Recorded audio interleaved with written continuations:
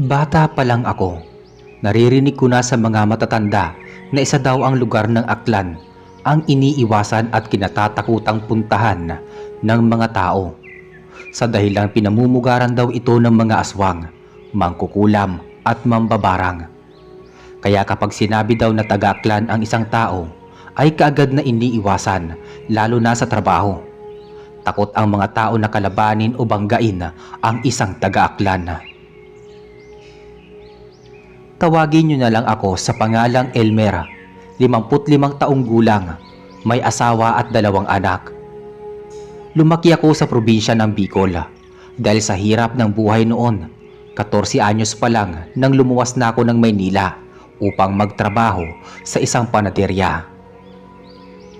Hindi naging madali ang buhay ko sa panaderya. Halos walang pahinga. Masyadong istrikto ang aming among lalaki. Sobra sa oras ang aming trabaho, ngunit tipid naman sa pagkain. Idagdag pa ang ilang oras lang na tulog namin. Kaya di nagtagal ay umalis kami ng kasamahan ko na itago ko na lang sa pangalang Turing. Mas matanda sa akin si Turing ng 3 taon. Alam na rin niya ang pasikot-sikot sa Maynila, kung saan-saan kami napapadpad, hanggang isang araw ay may nakilala kaming isang babae na halos kasing edad lang ng nanay ko. Ang pangalan niya ay Aling Tess. Inalok niya kami ni Turing ng trabaho sa isang parisan daw, ngunit hindi sa Maynila ang parisan na yon, at ito daw ay nasa probinsya ng Aklan. Kinilabutan ako nang marinig ang pangalan ng lugar. Nanariwa sa alaala ko ang kabataan ko, ang kwento ng mga matatanda sa lugar namin tungkol sa mga uri ng tao na naninirahan sa lugar ng Aklan. Dahil wala na kaming mapuntahan ni Turing, kahit hindi pa namin ganon kakilala ang babae, ay napagpasyahan naming sumama. Sinabi nito sa amin na libre daw kami sa pagkain bukod sa malaking sweldo. Kaya naman, tuluyan na kaming nainganyo. Isinantabi ko na ang alalahanin na nakatanim sa aking isip. Ang mahalaga, bukod sa magkakatrabaho na kami, malilibre pa kami ng pagkain at may permanente ng matutulugan. Hindi kagaya sa Maynila kung saan-saan na lang kami natutulog. Isang sinaunang bahay ang aming nadatnan. Up and down ito. Kulay puti ang pintura ng gate at napaliligiran ng iba't ibang halamang namumulaklak. Niyaya kami ni Aling Tess na pumasok muna. May sarili siyang susi sa gate, kaya sumunod na lang kami ni Turing sa kanya. Binaybay namin ang malawak na bakuran. Medyo madilim pa ng mga oras na yon, kaya inaaninag ko ang mga graba na dinadaanan namin. Nang buksan ni Aling Tess ang main door, may nalanghap akong kakaibang amoy. Parang amoy kuob na di ko maintindihan. Pinatuloy niya kami sa sala, saka binuksan ang malamlam na ilaw. Pinasadahan ko ng tanaw ang mga nakahilerang litrato sa dingding. Natawag ang pansin ko sa isang matandang babae na matalim kong tumingin. Ilang sandali pa ay hinainan niya kami ni Turing ng tinapay at mainit na kape. Pagkatapos ay pinagpahinga na kami sa isang luma ngunit malinis na kwarto sa ibaba. Mag-aalas 8 na ng umaga nang magising ako. Nilingon ko si Turing na tulog pa rin sa likuran ko. Ginising ko na si Turing, nakakahiya kay Aling Tess, at pupungas-pungas nga na nagising si Turing. Nagulat na lang kami pareho nang sumilip sa pintuan si Aling Tess. Mag-aalmusal na daw kami at ihahatid na sa papasukan naming trabaho. Di kalayuan sa bahay ni Aling Tess, narating namin ang isang kainan. May nakasulat sa harapan nito na parisan ni Aling Cora. May mga customer na kasalukuyang kumakain sa ilang mesa at upuan na nakahilera sa isang bahagi ng loob ng tindahan. May 2 lalaking nagsisilbi sa mga kumakain, at nang mapadako ang paningin ko sa pintuan papuntang kusina, nahuli kong nakatingin sa amin. ang isang nakaupong babae na halos di nakakalayo ang edad at itsura kay Aling Tess. Sa harapan niya ay may 3 malalaking kaldero. Umuusok pa ang laman nito dahil bahagyang nakabukas ang takip. Tinapik ako ni Aling Tess, ganun din si Turing. Sumunod kami sa kanyang maglakad na papunta sa direksyon ng babae na walang putnat na nakatingin sa akin. Bumati at nag-usap saglit si Aling Tess at ang babae. Narinig ko ang usapan nila at narinig ko na kapatid pala niya ang babae na ang pangalan ay Aling Cora. Ipinakilala niya kami ni Turing ng formal sa kanyang kapatid. Pagkatapos ipinaliwanag sa amin ang aming magiging trabaho. Pagkatapos nun ay umalis na si Aling Tess. Naiwan kami ni Turing sa kusina. Kami na nakatokang maghugas ng kaldero at mga tadtaran ng mga sangkap na gagamitin sa pagluluto. Nakakasulasok ang amoy na sumalubong sa amin. Malaki ang kusina, puno ng mga nakasabit na karne. Napansin ko na naamoy din ni Turing ang kakaibang amoy na yun dahil lumingon siya sa akin at tumingin ng makahulugan. Lalo pa kaming nagulat nang makita ang labas ng kusina dahil may 5 kalalakihan kaming nakita na abala sa pagtatadtad ng karne. Nakapagtataka lang, may nakaharang na makapal na plastik na nagsisilbing kurtina sa mga kalalakihan. Kakaiba din ang kilos nila na animoy, may mga sariling mundo at blanko ang ekspresyon ng mukha habang nakatingin sa amin. Mag-aalas 12 ng tanghali nang dumagsa ang mga tao sa parisan ni Aling Cora. Ang nagsasandok ng pares, kaming 4 na tauhan ang nag-asikaso sa mga tao. Sa kalagitnaan ng pagkain ng mga kostumera, nagulat kami ni Turing nang may inilabas pang malaking kaldero ang isa sa mga tauhan na nakatoka sa pagtatadtad ng karne. Pawis na pawis ito at napansin ko lang ang maputla nitong balat at talim ng mga mata. Saglit lang siyang sumulyap sa akin pero kinilabutan ako. Sumenya si Aling Cora na dalhin na namin sa mga kostumera ang mga mangkok na kanyang sinandukan. Lumapit kami ni Turing sa kanya. Napakunotno ako ng matitigan ang laman ng mangkok. Pulang-pula ang sabaw nito at ang laman ay halos tagkakalahati lang sa mangkok. Napansin yata ako ni Aling Cora sa pagkakatigalgal kaya tumikhim siya.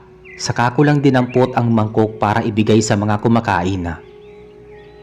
Nakasalubong ko si Turing. Sakto pabalik na siya para kumuha ulit ng mangkok. Di nakaligtas sa paningin ko ang paglunok niya ng laway ng sunod-sunod na alam ko na pareho kami ng iniisip. Lalo pang ginanahan ang mga tao nang makita kong humigop sila ng pulang sabaw. Animoy sarap na sarap sila at gutom na gutom. Pinasadahan ko ng tingin ang lahat ng mapabuntong hininga ako. Kakaiba na ang nararamdaman ko. Parang may gusto nang lumabas sa lalamunan ko. Kaya napatakbo na ako sa kusina. Diretso sa likod bahay kung nasaan ang banyo. Kakalabas ko lang ng pintuan nang mahagip ng mata ko ang 3 kalalakihan na parabang may buhat-buhat silang sako at mabigat ang laman. Dahil sa pagmamadali ay tumuloy ako sa banyo at doon ay tuluyan ko ng iniluwa ang kanina ko pa pinipigil na lumabas. Inayos ko ang sarili ko. Di ko alam, parang may bumubulong sa akin na sumilip sa dingding ng banyo. Nanlaki ang mga mata ko nang makita kong duguan ang mga bibig at abala ang mga tauhan sa pagkain ng kung anuman. Naririnig ko pa ang tila pagngasab nila. At binalot na ako ng takot, kaba at bagabag ang aking buong pagkatao. Napagpasyahan kong lumabas sa banyo ngunit nagulat ako nang muntik ko nang mabangga si Aling Cora. Nakatayo siya sa labas ng pintuan at nakatitig sa akin. Hindi ko alam kung gaano na siya katagal doon. Nagpasintabi ako at tuluyan na akong bumalik sa kainan. Halos masimot ng mga customer ang mga pagkain na inihain namin sa kanila. Lumapit sa akin si Turing na para bang may sasabihin, ngunit bago pa ito tuluyang makalapit sa akin ay tinawag na siya ni Aling Cora. Masama ang tingin na ipinukol sa akin ni Aling Cora, kaya yumuko ako at ipinagpatuloy ang pagliligpit sa pinagkainan. Kumain na raw tayo, sabi ni Aling Cora. Wika ni Turing. Nakita ko na nagsasandok na ng kanilang pagkain ang dalawa naming kasama. Parang normal lang sa dalawa ang mga nangyayari. Pagkatapos dumagsa ng mga tao, bigla ding naging tahimik ang loob ng parisan. Nawala na rin sa pwesto niya si Aling Cora. Maya-maya pa, nagsandok na rin kami ni Turing, ngunit kaunti lang ang akin. Ganoon din si Turing, kunting sabaw lang kinuha ko. Maya-maya pa, natuon ang pansin ko sa kaldero na pinaglalagyan ng pulang sabaw na ibinibigay sa mga tao. Nagdalawang isip pa akong buksan, ngunit dahil gusto kong alamin ang laman, mabilis kong binuksan ang takip ng kaldero. Nanlumo ako nang wala na itong laman. Said na said, kaya tinakpan ko na ulit at pumunta sa mesa. Mag-aalas 7 ng gabi nang dumagsa na naman ang mga tao. Triple pa sa dami ng mga taong kumakain ng tanghali. Maraming customer ang nakapila sa labas, kaya doble ang bilis naming apat dahil maraming nag-aantay sa labas. Parang piyesta ang dami ng tao. Talagang dinarayo ang parisan kung ang pagbabasihan ay ang sabaw na natikman ko nung tanghali. Pangkaraniwan lang naman ang lasa nito. Di ko lang alam ang lasa ng laman, kaya nagtataka talaga ako kung bakit napakaraming kumakain dito. Mag-aalas 11 na ng gabi nang makatapos kami maglinis sa parisan. Sinundo kami ni Aling Tess. Pansamantala ay doon daw muna kami matutulog ni Turing. Naglakad kami pa uwi. Panay kalabit sa akin ni Turing. Alam ko na marami siyang sasabihin at itatanong sa akin. Sinenyasan ko siya na huwag maingay at sa bahay na lang namin pag-uusapan, at baka marinig pa kami ni Aling Tess.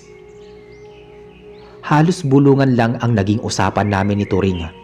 Gusto na niyang umalis, bumalik na lang daw kami sa Maynila. Pero pinigil ko siya. Sinabi ko sa kanya na manatili muna kami sa parisan, at kapag makaipon na kami, saka na kami babalik ng Maynila. Sinabi ko rin sa kanya na wag siyang iinom o kakain ng kulay pulang sabaw. Iba na ang pakiramdam ko sa sabaw na yon, hanggang sa nakatulugan na namin ang aming pag-uusap. Maya-maya pa nakaramdam ako ng pagbigat ng aking pantog. Nang tumingin ako sa nakasabit na relo, alas 3 pa lang ng madaling araw. Nilingon ko si Turing sa tabi ko. Napakunotno ako dahil wala siya roon. Bigla akong kinabahan. Nagmamadali akong tumayo at tumakbo papuntang banyo na nasa labas. Nang buksan ko ang pinto, nakapadlock naman sa loob, kasi kung dumaan si Turing sa pintuan at lumabas, dapat ito ay nakabukas. Inuna ko munang pumunta ng banyo. Talagang sasabog na. Napakatahimik ng paligid, sa sobrang tahimik ay nakakakilabot talaga. Nagmamadali na akong tapusin ang aking ginagawa para hanapin si Turing. Subalit nang pumihit na ako pabalik sa bahay, nagulat ako nang makita ko si Turing na naglalakad mula sa labas at nakatalikod papasok sa loob ng bahay. Parang hindi niya ako nakikita at naririnig. Hinabol ko talaga siya at tinapik sa balikat. Doon lang siya parang natauhan. Ang tanong pa niya sa akin ay bakit daw at bakit siya nakatayo. Hindi ko alam kung pinagtitripan ba niya ako, pero seryoso ang kanyang mukha. Nakaramdam ako ng simpatya sa kanya. Inalalayan ko si Turing pabalik sa aming higaan. Nakaupo na siya sa papag, patagilid sa akin, nang may napansin akong kakaiba sa kanyang leeg. Di ko alam ang aking gagawin kahit medyo malayo ako. Kita ko ang marka ng ngipin sa kanyang leeg. Tumutulo na ang aking luha sa labis na awa sa aking kaibigan. Pinipilit ko ring isipin na kung bakit siya pa. Pwede namang ako. Napakapa ko sa aking leeg. Kinabahan ako nang di pa ako ng kontento. Kinuha ko ang maliit na salamin sa aking pakpak at pinasadahan ko ng tingin ang buong liig ko. Nakahinga lang ako ng maayos nang wala naman akong nakitang kakaiba. Kinabukasan 6:00 pa lang ay ihahatid na raw kami ni Aling Tess sa Parisan. Habang nasa daan, palihim akong nagmamatsyag sa mga ikinikilos niya. Ganoon din kay Turing. Nanibago ako sa mga kilos ni Turing. Naging tahimik din ito at kumikilos na parang walang buhay. Pasimple kong tinapunan ng tanaw ang kanyang leeg. Nagkulay ubi na ito. Nagulat pa ako nang inabutan siya ni Aling Tess ng kulay itim na jacket. Inabot naman ni Turing ito at isinuot. Alam ko ang purpose ng jacket upang matakpan ang leeg ni Turing. Nagpatay mali siya lang ako kunwari. Wala si Aling Cora nang dumating kami sa Parisan. Ang nakatoka sa kanyang ginagawa ay isang babae na halos kasing edad ko lamang. May itsura ang babae, maputi at makinis ngunit kakaiba rin ang mga tingin at kilos. Maya-maya pa binawi ko na ang aking tingin, baka mapag-initan pa ako. Sa aking pag-oobserba, wala nang pinagkaiba si Turing sa mga kinikilos ng mga tauhan ni Aling Cora. Maging ang aming dalawa pang kasama ay napaka-weirdo nilang tingnan. At ang nakapagtataka pa, maging ang mga customer na kumakain sa Parisan ay iisa. Nakita ko at namukhaan ko na sila ng mga nagdaang araw, ngunit napaka-imposible naman na araw-araw ay pares na lang palagi ang kanilang kinakain. May hindi talaga magandang nangyayari sa Parisan ni Aling Cora. Ilang araw pa ang lumipas, sumabay na lang ako sa agos ng mga pangyayari. Ang masakit lang, tuluyan nang nagbago si Turing. Hindi na siya ang Turing na nakikilala ko. Napakalaki na ng kanyang pinagbago. Halos di niya na ako kinakausap at may sarili na siyang mundo. Hindi na rin siya sumasabay sa pagkain ko. Sa mga tauhan ni Aling Cora na siya nakikisabay kumain sa likuran ng Parisan. Hindi ako maaaring matulad sa kanya o sa kanila. Pangako ko sa aking sarili, iniisip ko na rin na baka may paraan pa para mailigtas ko si Turing. Kaya kailangan kong maging maingat at maging sunod-sunuran muna sa kanila para hindi ako mapag-initan ni na Aling Cora at iba pang kasamahan. Ilang araw pa ang lumipas nang sabihin sa akin ni Aling Tess na hindi ko na makakasama sa pagtulog si Turing. May iniatang daw na trabaho si Aling Cora dito. Batid kong alibay lamang nila iyon para makaiwas sa akin si Turing.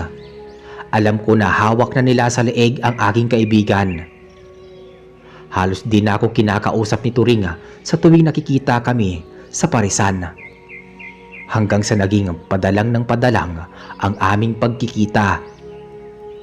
Dahil inatasan na siya sa likod ng Parisan upang maging tagatadtad ng mga karne ng baka. Isang gabi, habang abala kami sa pag-aasikaso sa mga customer, may mga grupo ng kabataan na dumating sa Parisan. May palagay akong mga dayo lang sila.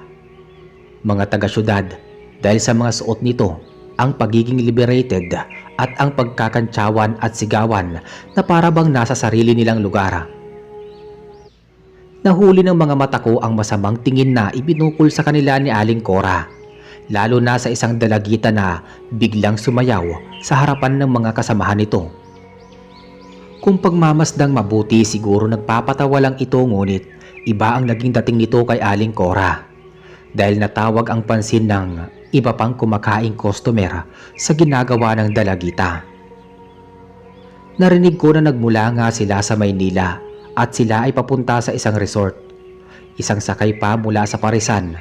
Nag-stop over lang sila para kumain sa Parisan. Isa ako na nag-asikaso sa kanila. Dinig na dinig ko nang sabihin ng isang dalagita sa mga kasamahan niya na ang weirdo daw ng ambience ng Parisan, maging ang mga kilos daw ng mga tauhan, at lalong-lalo na ang babae na taga-sandok ng pares. Batid ko na ang kanyang tinutukoy ay si Aling Cora. Nang sulyapan ko si Aling Cora ay bigla itong nawala. Ibang tauhan na ang nagsasandok ng pares. Hindi ko ihinainan ng pulang sabaw ang grupo ng kabataan. Tuloy lang ako sa aking ginagawang pagpupunas ng mga mesa. Marami pa ring taong dumarating sa parisan ni Aling Cora. Hanggang sa narinig kong nagtanong ang dalagitang sumayaw kung nasaan ang banyo, na agad naman na sinagot ng isang kasama ko at itinuro ang likod ng parisan. Pakending-kending pang naglakad ang babae papasok sa kusina. Alam ko, ramdam ko na siya ay nasa panganib. Ilang sandali na ang nakakaraan ay di pa rin bumabalik ang dalagita, kaya nagpasya na ako na sundan ito. Bahala na kung harangan ako, basta kailangan ko siyang iligtas. Napakadilim sa kusina na labis kong ipinagtaka dahil hindi nila pinapatay ang ilaw, lalo na kapag ganoong oras na maraming customer. Kinapa ko ang switch ng ilaw.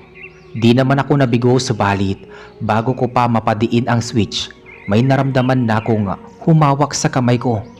Isang kamay na magaspang. Pagkatapos ay tinakpan ang ilong at bibig ko. Nakaramdam ako ng pagkahilo hanggang sa tuluyan na akong nawalan ng ulirat. Masakit ang ulo ko nang magising ako. Nagpalinga-linga ako. Napagtanto ko na nasa bahay na ako ni Aling Tess. Pinipilit kong alalahanin ang mga nangyari, ngunit mas lalo pang kumikirot ang aking sentido. Kaya marahan ko itong hinimas-himas hanggang sa maging relax ang aking pakiramdam. Mabuti naman at gising ka na pala, Elmer. Mag-almusal ka na muna at marami tayong pag-uusapan. Wika ni Aling Tess sa akin. Seryoso ang mukha niya, lalo tuloy akong nakaramdam ng pagkawirdo. Lumabas muna ako ng bahay para magbanyo, ngunit agad ding napaatras nang may maulinagan akong nag-uusap mula sa di kalayuan. Nakilala ko ang boses ng kausap ni Aling Tess at yun ay walang iba kundi si Aling Cora.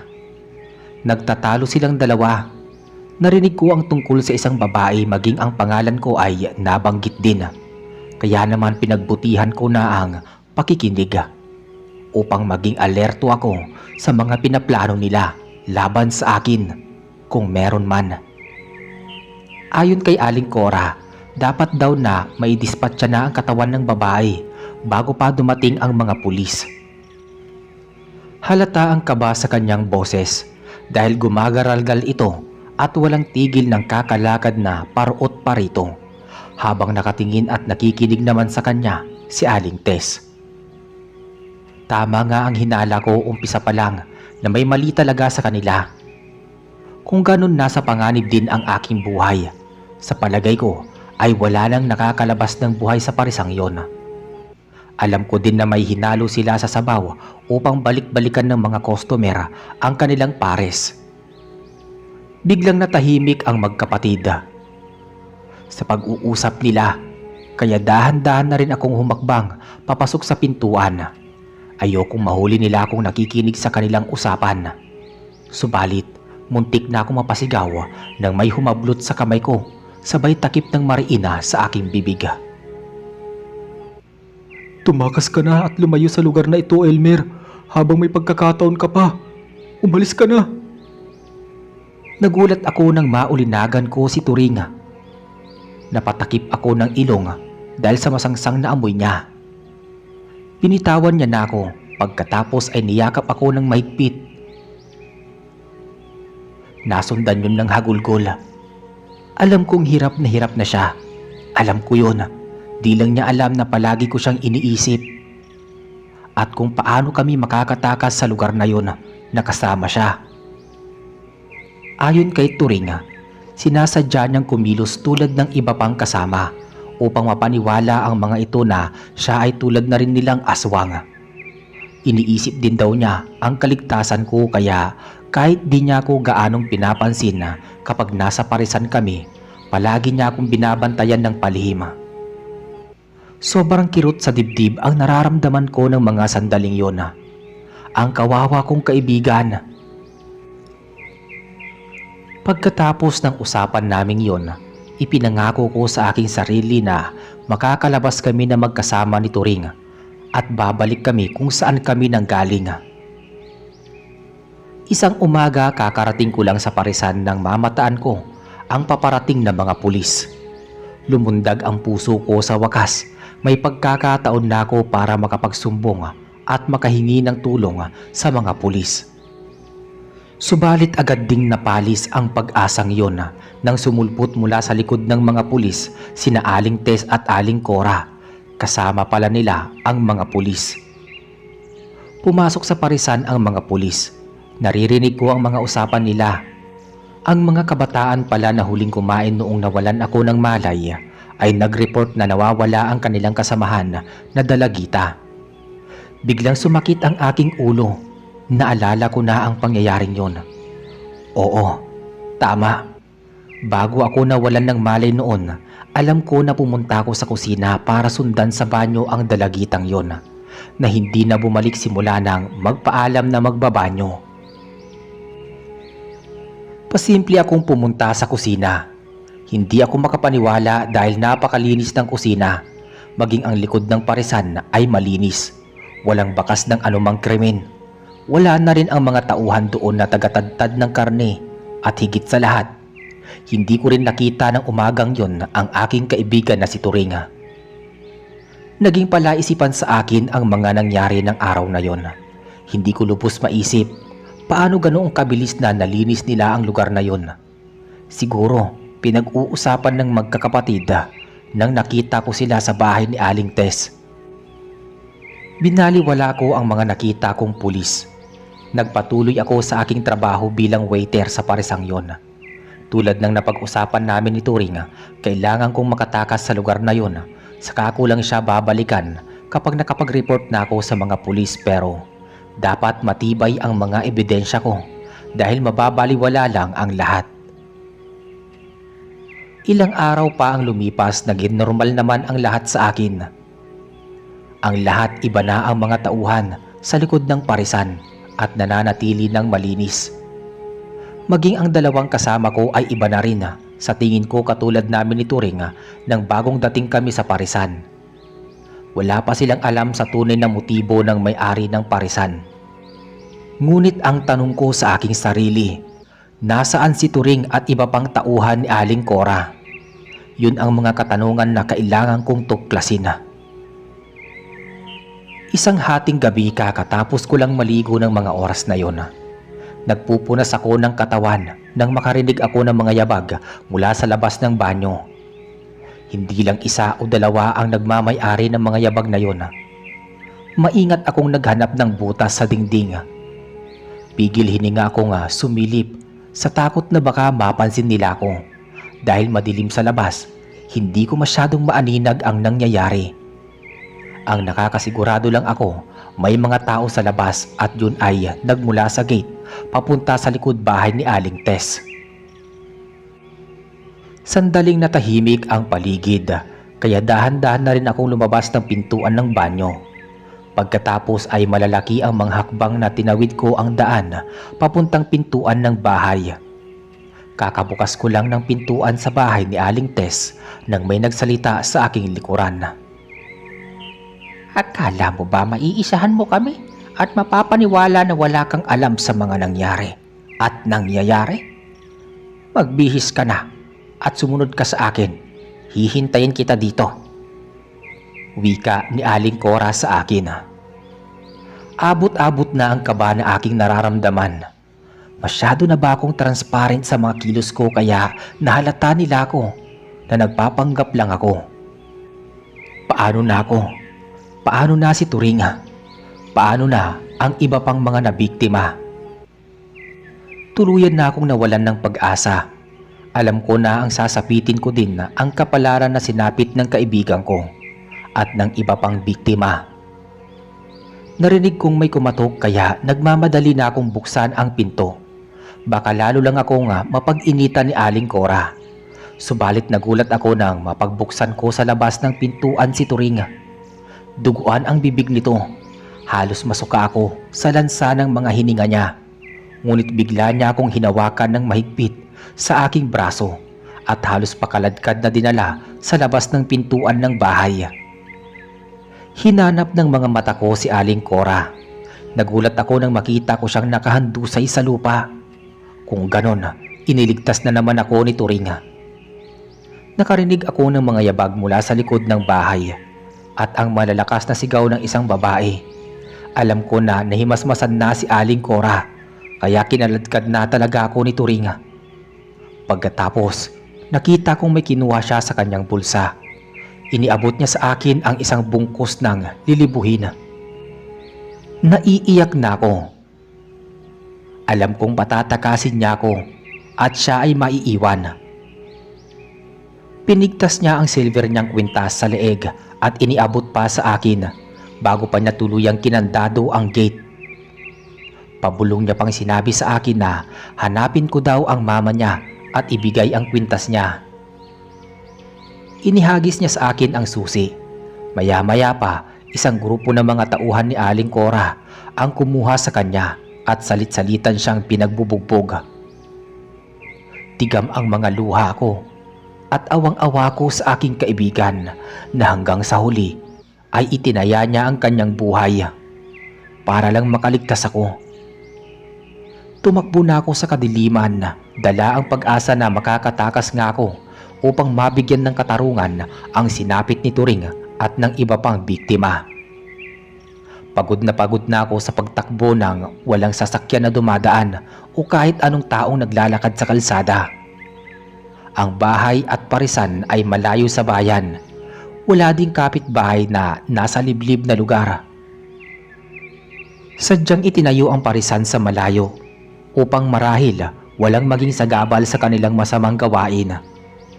Alam ko na ang iba sa mga taong pumasok sa bakuran ng bahay ni Aling Tess ay mga customer na nakakain ng sabaw na pula na hinahain nila ng libre. May halo itong dugo ng tao. Dahil minsan ko ring nakita na may babaeng inilabas ang mga tauhan ni Aling Cora sa sako. Binutasan nila ang liig nito na parang baboy. Pagkatapos ay sinahod sa pitsyel ang pulang-pulang dugo nito. Pagkatapos ay hinalo sa sabaw ng pares upang magsilbing pampakulay sa sabaw. Sa katunayan, pinangunahan lang ako ng takot. Nakita ko na si Aling Cora at Aling Tess na magkasamang nilalantakan ang katawan ng isang sanggol na babae. Masuka-suka ako noon at umiiyak, magkahalong pandidiri at matinding awa ang aking nararamdaman. Subalit wala akong magawa kundi ang magbulag-bulagan at bingi-bingihan sa aking mga nasisilayan at naririnig. May hinala rin ako na marami ng miyembrong aswang ang parisan na yon. Nakakaawa lang ang mga dayuhan na tulad namin na walang alam. Ang mga turista ay inaakit nila sa magandang resort upang marami silang mabiktima tulad na lamang ng dalagita na kasamahan ng grupo ng kabataan na nagmula pa sa Maynila na ang nais lang sana ay magbakasyon sa lugar. Subalit, sa kasamaang palad ay naging biktima din ito at hanggang sa mga oras na iyon na tumatakas ako, wala pa ring hustisya para sa kaawa-awang dalagita. Ang bahay ni Aling Tess ang bago nilang kuta kaya maraming dumarating ng gabing yon. Sa wakas sa paisa-isa kong hakbang dahil sa pagod ay nakakita na ako ng kaunting pag-asa. Mula sa kinatatayuan ko ay may nakita akong simbahan. Nakatayo ito sa gilid ng kalsada. Maliwanag ang loob at labas ng simbahan. Pumuputok na ang bukang liwayway, tanda na papaumaga na. At bago pa ako makarating sa pinakapintuan ng simbahan, sa pamamagitan ng nanlalabo kong paningin, dala ng ilang araw na hindi pagkain at matinding pagod, isang nakangiting pari ang papasalubong sa akin. Yun lang at nawalan na ako ng malay tao. Isang maamong mukha at nakangiti ang namulatan ko. Nabanaag ko ang pag-aalala sa kanyang mga mata. Siya ang pari na nakita ko bago ako nawalan ng ulirat sa labas ng pintuan ng simbahan. Ibinalik ko sa kanya ang matamis na ngiti hanggang sa namalayan ko na lang na umiiyak na pala ako. Sa pautal-utal na salita ay naikwento ko kay Father Arevalo ang lahat-lahat. Nagulat ako sa naging reaksyon niya. Akala ko di niya ako paniniwalaan. Akala ko iisipin niya na nababaliw ako. Isang malalim na buntong hininga ang pinakawalan niya bago muling nagsalita. Alam din pala niya ang lahat ng nangyayari sa paresang yon. Matagal niya nang natuklasan ang mga di mabilang na krimen at marahil maraming beses na rin siyang humingi ng tulong sa mga kinauukulan. Ngunit naging bingi ang mga ito, naging bulag sa ngalan ng salapi. Naguguluhan ako sa mga sinasabi ni Father Arevalo. Sinabi ko sa kanya na may mga pulis na dumating nung nawala ang dalagitang taga Maynila. Halos maubid ang dila ko nang sabihin sa akin ni Father Arevalo na kasabwat ang mga pulis sa mga krimen. Dahil ang lahat ay palabas lamang sa mata ng mga inosenteng tao. Marami pang sinabi si Father Arevalo sa akin habang sakay na ako ng bus pabalik ng Maynila. Naisip ko na isang malaking sakripisyo ang ginagawa ni Father. Hinatid niya ako sa terminal. Hindi siya umalis hanggat hindi pa nakakaalis ang bus na sinakyan ko. At yun nga, habang sakay ako ng bus, naisip ko lahat ng sinabi ni Father na hindi totoong may aswang o aswang sina Aling Tess at Aling Cora. Tulad ng sinabi ni Father Arevalo, isang malaking sindikato ang kinabibilangan ng magkapatid na si Aling Tess at Aling Cora. Ginagamit na pang front ang kanilang parisan upang magkaroon ng mga customer na kanilang bibiktimahin. Totoo daw na sikat ang parisan ni Aling Cora. Isang araw may mga armadong kalalakihan ang dumating at dinukot ang magkapatid na sina Aling Cora at Aling Tess. Dinala sila kung saan at nakipagkasundo ang pinuno ng sindikato na nangunguha ng laman ng tao upang ibenta sa black market.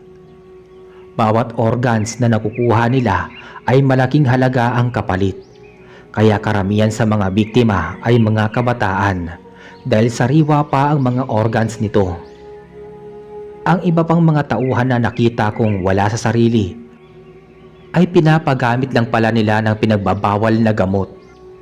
Sila din yung mga tagakatay ng mga biktima upang kuhain ang mga organs.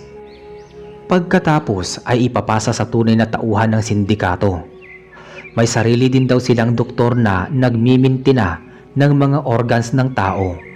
Dahil sa pinakalikod ng parisan ay may mga sikreto at tagong lugar daw doon para mapanatiling malinis at sariwa ang mga organs bago nila ibenta sa black market.